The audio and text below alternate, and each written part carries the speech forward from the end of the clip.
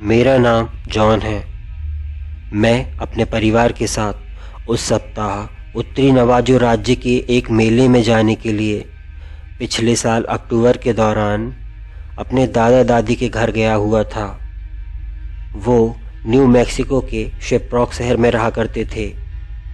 मेरे पापा भी नवाजो परिवार से ही आते थे, तो मेरे अपने परिवार सहित कई नवाजो लोग स्किन वॉकर के बारे में बोलने से या उनके बारे में बात करने से बहुत हिचकिचाते थे, क्योंकि ऐसा माना जाता था कि यह सब उनका ध्यान हमारी ओर आकर्षित करता है। हालांकि मैं नवाजो राज्य से बहुत दूर बड़ा हुआ हूँ और इस सब के बारे में मैं कुछ ज़्यादा नहीं जानता था।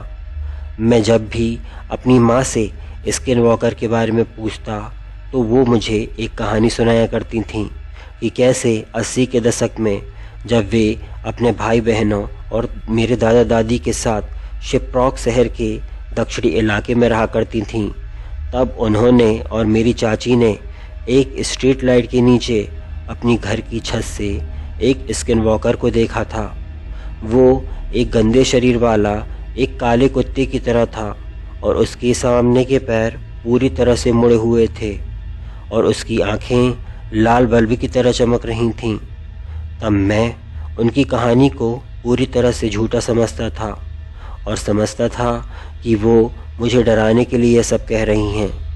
लेकिन पिछले साल जब मैं अपने दादा दादी के घर गया हुआ था तो मेरा विश्वास स्किन वॉकर की तरफ पूरी तरह से बदल गया। बात तब की है जब मैं मेरे परिवार के साथ नवाजो नेशन फेयर के कार्निवल में गया हुआ था। वह कार्निवल हमारे दादा दादी के घर से ज़्यादा दूर नहीं था, इसलिए हम रात के 9 बजे वहाँ गए हुए थे और रात के लगभग 2 बजे हम अपने घर वापस लौटे। तब मेरे मन में स्किन वॉकर के बारे में ही बात चल रही थी। जब हम सब सोने के लिए तैयारी कर रहे थे तब मैंने हिम्मत करके आखिरकार अपने दादा दादी से पूछ ही लिया कि क्या वाकई स्किन वॉकर्स होते हैं, क्या वे असल में हैं। तब मेरी दादी ने मुझसे कहा कि तुम्हें रात के समय इसके बारे में नहीं बोलना चाहिए, और वे मुझसे गुस्सा होकर सोने के लिए चली गईं। तब मेरी माँ ने मुझे इस विषय पर बात करने के लिए बहुत डांटा और मेरी चाची ने मुझे बताया कि कुछ साल पहले तुम्हारे चचेरे भाई ने भी इसी तरह स्किन वॉकर के बारे में रात को बात की थी। तब रात भर हमें हमारे घर के बाहर से अजीब अजीब आवाज़ें सुनाई दी थीं और उसे रात भर स्किन वॉकर के डरावने सपने आए थे। इसलिए हमें इस विषय पर और अधिक बात नहीं करनी चाहिए। तब सब अपने अपने कमरे में सोने के लिए चले गए, लेकिन अभी भी मेरा मन सोने के लिए नहीं लग रहा था। मेरा मन तो स्किन वॉकर के बारे में जानने के लिए लगा हुआ था। मेरे दादा दादी का घर बहुत पुराना था, इसलिए हम कीड़ों को घर में आने से रोकने के लिए खिड़कियों पर जाली लगा कर रखते थे। घर में मेरे अलावा सभी लोग सोने के लिए अपने कमरे में चले गए थे, लेकिन मेरा मन यह जानने में लगा हुआ था कि क्या स्किन वॉकर सच में होते हैं। क्या मैं कभी अपनी ज़िंदगी में एक को भी देख पाऊँगा। क्या मुझे बचपन से ही यह सब बताया गया था कि स्किन वॉकर के बारे में हमें नहीं सोचना चाहिए, ये उनका ध्यान हमारी ओर आकर्षित करता है। मैं यह सब सोचते हुए सोफे पर आराम कर रहा था कि तभी खिड़की से आ रही गंदी बदबू से पूरा कमरा भर जाता है और हमारे घर के बाहर से किसी चीज़ के चिल्लाने की आवाज़ आती है। तभी मैं सोफे से उठकर सीधा खिड़की की ओर जाता हूँ और उस समय थोड़ा एक्साइटेड हो जाता हूँ कि ये शायद स्किन वॉकर हो सकता है। घर के सभी कमरों की रोशनी बंद थी, लेकिन हमारे घर के बाहर बरामदे की लाइट जल रही थी, जिससे हमारे बरामदे और आसपास की सड़क देखी जा सकती थी। मैं थोड़ी हिम्मत जुटाकर खिड़की के बाहर देखता हूँ। बरामदे में मेरे दादाजी की कुछ पुरानी कारों का कबाड़ पड़ा हुआ था और आसपास का माहौल बिल्कुल शांत था। मैं लगभग 5 सेकंड चारों ओर देखता हूँ, लेकिन जब मुझे वहाँ कुछ नहीं दिखता तो मैं वापस अपने कमरे में सोने के लिए जाने लगता हूँ, यह सोचकर कि शायद ये कुछ आवारा बिल्लियाँ हो सकती हैं जो शोर मचा रही हैं। अभी मैंने 2 कदम बढ़ाए ही थे कि तभी मुझे बाहर से आ रही एक बहुत भयानक चीख सुनाई दी, जिससे मैं थोड़ा डर गया और दोबारा खिड़की के बाहर देखता हूँ और जो मैंने देखा उससे मैं एकदम सहम गया। मैंने कि कि बरामदे की रोशनी से पुरानी कारों के कबाड़ के पीछे एक अजीब से जानवर की आकृति दिख रही है। वो सीधा मेरी तरफ ही देख रहा था। तब मुझे लगा जैसे कुछ गलत होने वाला है। मैंने देखा कि वो एक गंदे बालों वाला मुड़े हुए शरीर के साथ अपनी लाल लाल चमकीली आंखों से मुझे ही देख रहा है। तभी मैं एकदम डर गया और सीधा अपनी माँ के बेडरूम की ओर भागा और मैंने अपनी माँ को जगाने की कोशिश शुरू कर दी। तब मेरी माँ जागी और गुस्से में मुझसे बोली, रात के 3 बजे इस समय ऐसा क्या हो गया है जो तुम इतना डरे हुए हो?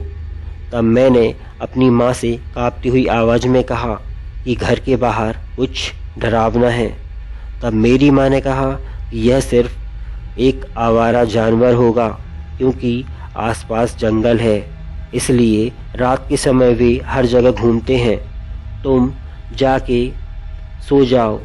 वे मेरी बात सुन ही नहीं रही थीं जो मैं उन्हें बताना चाहता था, इसलिए मैंने लगभग चिल्लाते हुए उनसे कहा कि बाहर शायद एक स्किनवॉकर है। तब मेरी माँ थोड़ा घबरा जाती हैं और मुझसे कहती हैं कि तुम क्या बकवास कर रहे हो, ऐसा कुछ भी नहीं है, तुम जाकर सो जाओ, हम सब सुबह बात करते हैं। तभी बाहर से हमें पहले से भी ज़्यादा भयानक चीख सुनाई देती है और ज़ोर ज़ोर से किसी के चलने की आवाज़ सुनाई देती है। तब मेरी माँ बिस्तर से उठती है और खिड़की से बाहर देखती है। तब हम दोनों ने देखा कि अजीब सा दिखने वाला एक जानवर जो अपने पिछले पैरों से लंगड़ाता हुआ चल रहा था, सीधे हमारे घर की तरफ आ रहा है कि तभी हमें घर के दरवाजे पर खरोचे जाने की आवाज़ें सुनाई देने लगती हैं और एक अजीब सी कराहने की आवाज़ के साथ चारों ओर का माहौल एकदम भयानक हो जाता है। मेरी माँ समझ जाती है कि यह एक स्किनवॉकर है और वे बहुत डर जाती हैं और जल्दी से मेरे पापा को जगाती हैं और उन्हें सब कुछ बताती हैं। तब वे दोनों नवाजो भाषा में कुछ अजीब से मंत्र बोलने लग जाते हैं, जैसे वे उससे कह रहे हों कि तुम यहाँ से चले जाओ। तब यह सब हंगामा देखकर घर में सब लोग जाग जाते हैं और तभी मेरे दादाजी वहाँ आ जाते हैं और पूछते हैं कि इतना शोर क्यों हो रहा है। तब मेरी माँ उनकी ओर मुड़ती है और दरवाजे की तरफ इशारा करके कहती है कि यहाँ एक स्किनवॉकर है। जाहिर तौर पर मेरे दादाजी पहले से ही जानते थे कि उन्हें क्या करना है, क्योंकि उनका पहले भी कई बार स्किनवॉकर से सामना हो चुका था। तब उन्होंने जल्दी से एक संदूक को खोला जिसमें कुछ चांदी की गोलियां रखी हुई थीं। उन्हें निकालकर उन्होंने उन गोलियों को बंदूक में लोड किया, लेकिन अब भी दरवाजे पर खरोचे जाने की आवाज़ साफ सुनाई दे रही थी कि तभी दादाजी ने बंदूक से दरवाजे की तरफ एक फायर किया। तब कुछ सेकंड के लिए सब कुछ शांत हो जाता है, लेकिन कुछ समय बाद हमें फिर से दरवाजे पर खरोचे जाने की आवाज़ें सुनाई देने लगती हैं। तब मेरे दादाजी सीधा दरवाजे की तरफ कुछ नवाजो मंत्र पढ़ते हुए जाते हैं और दरवाज़ा खोलकर सीधा उसकी तरफ फायर करना शुरू कर देते हैं, लेकिन वो स्किनवॉकर वहाँ से बचकर भाग जाता है। तभी हम सब भी दादाजी के साथ घर के बाहर आ जाते हैं। तब मेरे दादाजी कहते हैं कि अब तक मेरा जितने भी स्किन वॉकर से सामना हुआ है यह उन सब से सबसे तेज़ है और बहुत भयानक है। तभी घर के सारे लोग यह सुनकर बहुत डर जाते हैं और मेरी माँ कहती है कि क्या होगा अगर वह कल फिर से दोबारा आ गया तो, क्योंकि एक बार जब इस शापित जानवर की किसी पर नज़र पड़ जाती है तो वो उसे ज़िंदा नहीं छोड़ता। तब मेरे दादा दादी हम सबको शांत करते हैं और कहते हैं कि सब जल्दी ही ठीक हो जाएगा और फिर हम सब सोने चले जाते हैं। अगले दिन सुबह दादा दादी अपने पड़ोस से एक आदमी को बुलाते हैं। वो आदमी एक झाड़ फूँक करने वाला नवाजो तांत्रिक रहता है और उसे रात की सारी घटना बताते हैं।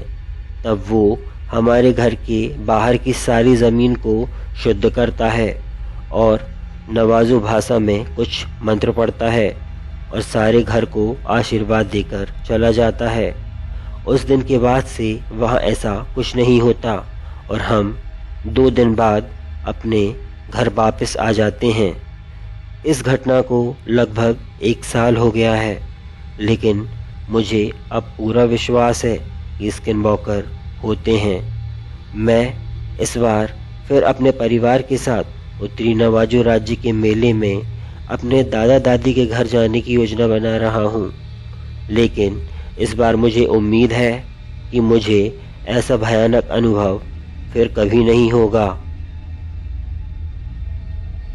मेरा नाम गैरी है। मुझे पता है कि कई लोग मुझे पागल समझेंगे या मेरी बात पर विश्वास भी ना करें। ये बात उस रात की है जब मेरे घर के बैकयार्ड में जो जंगल की तरफ खुलता है उसमें मैं, रॉब, स्टीवन और मेरी गर्लफ्रेंड मारिया, हम 4 लोग रात में कैंपिंग करने का फ़ैसला करते हैं। हम लोग डिसाइड करते हैं कि हम जंगल के ज़्यादा अंदर नहीं जाएंगे और हम लोग उस जंगल में एक साफ जगह देखकर अपना कैंप लगा लेते हैं और रात में ठंड ज़्यादा होने की वजह से हम वहाँ आग जला लेते हैं और मस्ती करने में लग जाते हैं। हम लोग इतना ज़्यादा नशा कर लेते हैं कि उस आग के चारों ओर नाचने गाने लग जाते हैं और एक दूसरे का नाम ज़ोर ज़ोर से पुकारने में लग जाते हैं। तभी मेरी गर्लफ्रेंड मारिया और स्टीवन जंगल में और अंदर जाने की जिद पर अड़ जाते हैं और मजबूरन हम सब मस्ती मजाक करते हुए और गाते हुए रात के अंधेरे में जंगल के और अंदर चले जाते हैं कि तभी मुझे कुछ घबराहट सी होने लगती है और मैं अपने दोस्तों से कहता हूँ कि अब हमें घर वापस चलना चाहिए, क्योंकि जंगल में ज़्यादा अंदर जाना हमारे लिए ख़तरनाक हो सकता है। तभी हमें जंगल में कुछ अजीब सी आवाज़ें आने लगती हैं और फिर ध्यान से सुनने पर हमें जंगल के अंधेरे हिस्से से हमें हमारे नाम से पुकारने की आवाज़ें सुनाई देने लगती हैं, जैसे कोई हमें बारी बारी से हमारा नाम लेकर पुकार रहा हो। यह सब सुनकर हम सब थोड़ा डर जाते हैं और सोचने लगते हैं कि इतने घने जंगल में रात को आखिर कौन हमारा नाम लेकर पुकार सकता है। तभी हमें एक बहुत ज़ोर की आवाज़ सुनाई देती है, जिसे सुनकर यकीन मानो हमारा सारा नशा उतर जाता है और हम सब अंदर तक काँप जाते हैं, क्योंकि ये आवाज़ किसी जानवर की नहीं हो सकती थी, क्योंकि इससे पहले हमने ये आवाज़ अपनी ज़िंदगी में कभी नहीं सुनी थी। इतना सब होने के बाद हम सब वहाँ से भागते हैं और अपना कैंपिंग का सारा सामान वहीं छोड़कर बैकयार्ड से होते हुए सीधा घर आ जाते हैं। मेरी गर्लफ्रेंड मारिया इस घटना से बहुत ज़्यादा डर जाती है और अपने घर जाने का फ़ैसला करती है। उसका घर मेरे घर से लगभग 5 किलोमीटर दूर था। वह अपनी कार से अपने घर को निकल जाती है। तभी हम तीनों दोस्त घर पर इस विषय में बात करने में लग जाते हैं कि वो आखिर क्या हो सकता है कि लगभग आधे घंटे बाद हमें हमारे घर के बैकयार्ड से मेरी गर्लफ्रेंड की आवाज़ आती है, जैसे वो मुझे मेरे नाम से पुकार रही हो। तब मैं ये फ़ैसला करता हूँ कि मैं अपने बैकयार्ड में जाके देखूँगा कि कहीं मेरी गर्लफ्रेंड किसी मुसीबत में तो नहीं है। तभी जब मैं अपने घर के बैकयार्ड का दरवाज़ा खोलने के लिए आगे कदम बढ़ाता हूँ, तभी मेरा दोस्त स्टीवन मुझे रोक देता है और कहता है कि तुम पागल हो गए हो क्या? मारिया तो हमारे घर से लगभग आधा घंटा पहले ही निकल चुकी है। वह अब तक घर पहुंच गई होगी। तब वो मारिया को फ़ोन करता है और पूछता है कि वो कहाँ है और उसे बताता है कि उसकी आवाज़ हमारे घर के बैकयार्ड से आ रही है। तब मारिया ये सब सुनकर बहुत ज़्यादा डर जाती है और कहती है कि वो अपने घर सही सलामत पहुंच गई है। तब उससे ये जवाब सुनकर हम सबके होश उड़ जाते हैं। हम तीनों सोचने में लग जाते हैं कि आखिर ये कौन है जो रात में इतने घने जंगल से हमें पुकार रहा है। तब हम डिसाइड करते हैं कि हम अपने घर के ऊपरी फ्लोर पर जाएंगे और खिड़की से देखेंगे कि आखिर वो कौन है और वो क्या है। तब हम सब जाते हैं और खिड़की से देखते हैं कि हमारे बैकयार्ड में स्ट्रीट लाइट लगी हुई है, जिसकी रोशनी में तीनों ने देखा कि एक पेड़ के पास इंसान जैसी आकृति खड़ी हुई है। ध्यान से देखने पर हमने देखा कि अंधेरे में उसकी आंखें लाल अंगारे की तरह चमक रही थीं। वो एक हिरण की तरह था, लेकिन अपने पिछले दोनों पैरों पर सीधा खड़ा हुआ था। इसका आकार लगभग 9 फीट था। हाथ पैर बिल्कुल पतले पतले थे और सीधा वह हमारी तरफ ही देख रहा था। यह देखकर हम तीनों बहुत ज़्यादा डर जाते हैं और खिड़की को बंद कर देते हैं। हम तीनों कमरे के एक कोने में रात भर छुपकर गुजार देते हैं। सुबह जब हम इसके बारे में सर्च करते हैं, तब हमें पता चलता है कि पिछली रात हम सब का जिससे सामना हुआ था वो एक वेंडिगो था।